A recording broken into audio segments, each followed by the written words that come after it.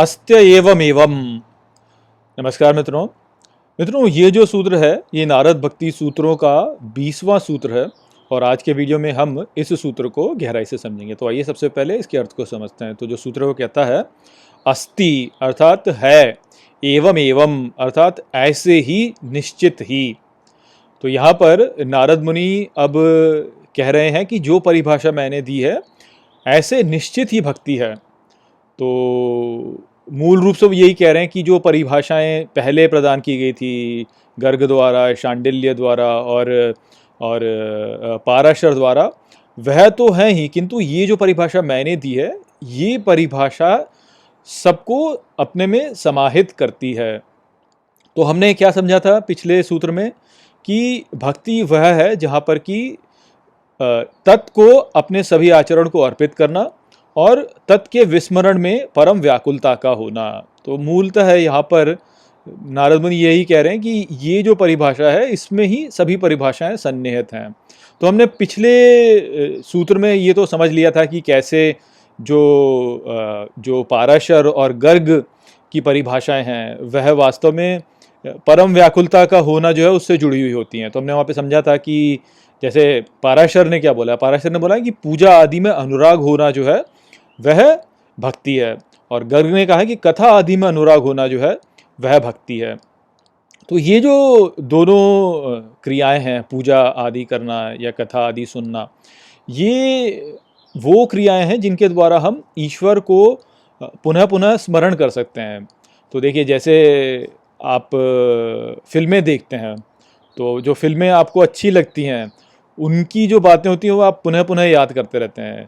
जैसे शाहरुख खान का एक डायलॉग है कि राहुल नाम तो सुना होगा, तो अब वो डायलॉग जो है वो बन ही गया, बस अब जब देखो तब वही बोलते रहते हैं।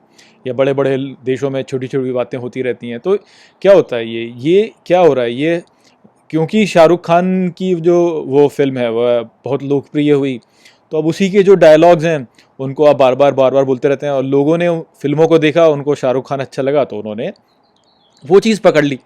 तो अब इसी प्रकार से यदि इस प्रकार की फिल्मों में रुचि ना लेकर के व्यक्ति जो है वह ईश्वर की लीलाओं में रुचि ले, तो फिर ये जो ईश्वर के कथन हैं ये वैसे ही बार बार स्मरण में आते रहेंगे। तो श्री कृष्ण की जो गीता में इतने सारे संदेश हैं उनके, वो सभी संदेश जो है फिर आपको रट जाएंगे। तो फिल्मों की बजाय आप कथाओं में रुचि लीजिए, ईश्वर की कथाओं में रुचि लीजिए। तो या जैसे महाभारत में इतनी सारी घटनाएं हुई, अर्जुन ने किस प्रकार से किया, दुर्योधन का कैसा मनोभाव था, तो ये सब यदि आपको याद रहता है बार बार, तो आपको ईश्वर की लीलाएं याद रहेंगी। तो उससे आपको ईश्वर के गुण और ईश्वर की जो क्रियाएं हैं वह याद रहेंगी, वह स्मरण रहेंगी आपको। और जब ये आपको स्मरण में रहेंगी तो आप ये निरंतर ईश्वर का ही स्मरण कर रहे हैं। तो इसलिए कथा में रुचि होना और ईश्वर का स्मरण करना वह एक ही बात है। तो परम व्याकुलता जब बोला कि ईश्वर का स्मरण विस्मरण होने में परम व्याकुलता होती है, तो उसके लिए साधन उपयोग करेगा व्यक्ति। तो उनमें साधन क्या है? कथा पर बार बार ध्यान दे और उसमें जो रस है उसका रस ले, तो व्यक्ति जो है वो ईश्वर को का विस्मरण नहीं करेगा और वो ही भक्ति कर रहा है। ठीक इसी प्रकार से अब आप ये देखिए कि फिल्म अभिनेता जो होते हैं उनकी कितनी पूजा होती है। सब लोग जो है उनको बोलते हैं वाह क्या बढ़िया व्यक्ति है, क्या मस्त व्यक्ति है, कितना सुंदर दिखता है, कितना अच्छे से करता है, ये वो सोचते हैं। परंतु उसी के विपरीत यदि वह ही बात हम ईश्वर के लिए लगाएं तो ईश्वर में हमारा अनुराग हो जाएगा। तो वह ही पूजा आदि में अनुराग है कि हम ईश्वर की जो गुण हैं उनको देखें और बोले कि देखो कितना कितना कितना अच्छा इनके गुण हैं, कि परम शक्तिशाली हैं और परम दयावान हैं और इतने उदार हैं। तो ये सब यदि हम उनके उन गुणों पर ध्यान देंगे, उनकी पूजा करेंगे, तो हमारा ईश्वर में ही अनुराग विकसित हो जाएगा। और वो ईश्वर में अनुराग विकसित होना ही तो भक्ति है। तो इसलिए ये जो बातें हैं ये बिल्कुल एक दूसरे से संबंधित हैं कि निरंतर ईश्वर का स्मरण करना जो है उसके साधन जो है वह पूजा और कथा आदि जो हैं ये हैं। और यदि कोई व्यक्ति भक्ति करता तो वो इनको करेगा, और यदि वो इनको नहीं करता है तो परम व्याकुल हो जाएगा। तो इसलिए परम व्याकुलता वाली बात थी। और पिछले वीडियो में मैं आपको ये ठीक प्रकार से नहीं समझा पाया था कि कैसे शांडिल्य की जो परिभाषा थी कि आत्मरति का दृढ़ अविरोध जो है वह भक्ति है, और यहाँ पर जो नारद मुनि ने कहा है कि उसको अर्पित करना अपने सभी आचरण, ईश्वर को अपने सभी आचरण अर्पित कर देना, वो वास्तव में बात एक ही है। ये दोनों। तो वहाँ पे ये पिछले वीडियो में जो हमने समझा था कि हमको अपने सभी आचरण जो अपने सभी क्रियाओं को ईश्वर के लिए करना चाहिए, तो हमने वहाँ पे ये समझा था कि जब हम कोई भी कार्य जो है करते हैं तो हम उसका फल भोगना चाहते हैं, हम उसका फल भोगना चाहते हैं। यदि हम अहंकार से जुड़ करके कार्य करते हैं तो हम उसका अहंकार जो है वह उसका फल भोगना चाहता है, या शरीर के साथ में जुड़ करके कार्य करते हैं तो जो शरीर है वह उसका फल भोगना चाहता है। जैसे मान लीजिए कि आपने बहुत सारी क्रिया की, अब आप विश्राम करना चाहते हैं, तो आप शरीर को विश्राम देना चाह रहे हैं, तो वो विश्राम यदि आप कर रहे हैं तो शरीर के लिए कर रहे हैं। या आप कुछ अच्छा भोजन भोगते हैं, तो अच्छा भोजन जब आप भोग रहे हैं तो शरीर को स्वादिष्ट लगता है और आपको, तो आप शरीर के लिए उसको कर रहे हैं। या मान लीजिए कि आप कुछ ऐसा कार्य करें जिसके लिए आपको आपके व्यक्तित्व की मान बढ़ाई हो, इसलिए आप कार्य कर रहे हैं, तो वहाँ पे अहंकार के लिए अपने कार्य के लिए कार्य कर रहे हैं वो। तो जब हम इस प्रकार से कार्य करते हैं तो फिर जो हमारा सच्चा स्वरूप है उसको कुछ नहीं मिलता है उस स्थिति में। जो भी कुछ मिलता है वह मिलता है शरीर को मिल गया, अहंकार को मिल गया, किंतु ये नष्ट होने, और यदि ये नष्ट होने तो उन्होंने जो भी कुछ प्राप्त किया वह भी नष्ट होना। तो इसलिए ये जो क्रियाएं होती हैं जो कि हम इनके लिए करते हैं, ये क्रियाएं वास्तव में सभी जो है व्यर्थ होने वाली क्रियाएं हैं। क्यों? क्योंकि ये नित्य नहीं है, परंतु जो हमारा वास्तविक स्वरूप है वह है आत्मा। तो हमें जो प्रेम करना है वह आत्मा से करना है। तो आत्मरति का दृढ़ अविरोध वास्तव में वह ही है कि व्यक्ति स्वयं में संतुष्ट हो जाए, बाहर से कोई सुख न ढूंढे, क्योंकि स्वयं में ही वह सुख उपलब्ध है। तो अब स्वयं में ही सुख को प्राप्त करने के लिए यदि हम कोई क्रिया करें तो वो जो क्रिया है वह ही श्रेष्ठ क्रिया है। स्वयं में सुख को प्राप्त करने के लिए कोई क्रिया करें तो वह ही क्रिया वास्तव में श्रेष्ठ क्रिया है।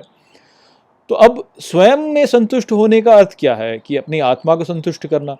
हम तो आत्मा ही हैं और आत्मा ही परमात्मा का स्वरूप है, आत्मा परमात्मा का ही अंश है बोलते हैं। अलग अलग दृष्टिकोण हैं।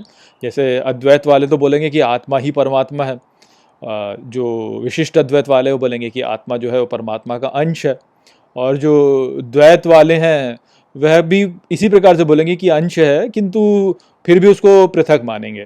परंतु जो भी है, वो जो आत्मा है हमारे भीतर जो है, जो दिव्यता उपस्थित है, वह किसी न किसी रूप से ईश्वर से संबंधित है। तो जब हम उसके लिए कोई कार्य करते हैं तब वह कार्य श्रेष्ठ होता है, क्योंकि उससे जो हमें फल फिर मिलेगा वह फिर ऐसा होगा जो कि सदा के लिए रहेगा, जो कि हमको सदा के सुख के लिए हमें लेकर के जाएगा। तो अब वो क्या है? वह ही ईश्वर है। तो अपने सभी आचरण को उसके लिए अर्पित कर देना, उसको अर्पित कर देना ही वास्तव में श्रेष्ठ कार्य है। तो शरीर के लिए, अहंकार के लिए, इनके फल भोगों के लिए जो कोई कार्य हम करें तो वह नहीं, वह कार्य तो हमें बांध देगा, उल्टा और बांध देगा संसार में। किंतु यदि हम अपने सभी कार्यों को उसके लिए करें जो कि हमारे भीतर उपस्थित है, अपने सभी आचरण को उसको समर्पित कर दें, उसको अर्पित कर दें हम, तो फिर वास्तव में जो है वो हमें इस भव बंधन से तार देगा, वह हमको तारने लगेगा।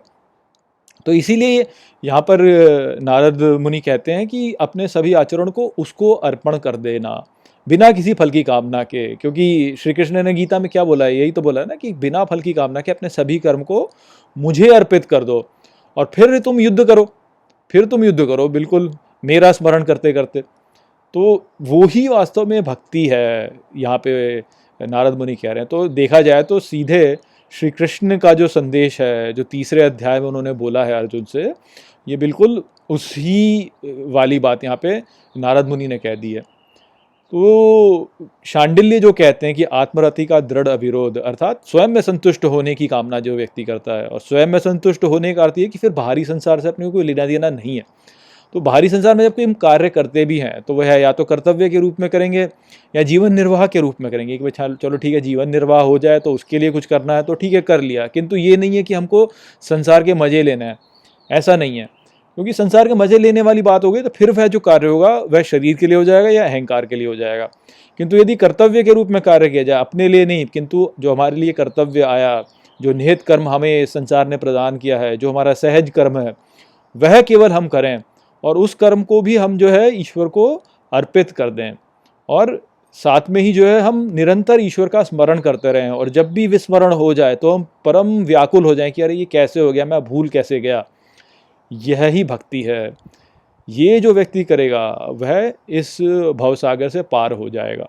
तो वो संदेश यहाँ पे था। आशा करता हूँ कि मैंने इस सूत्र को आपको अच्छे से समझा दिया होगा। चलिए इसी के साथ इस वीडियो को हम यहीं पे समाप्त करते हैं। नमस्ते।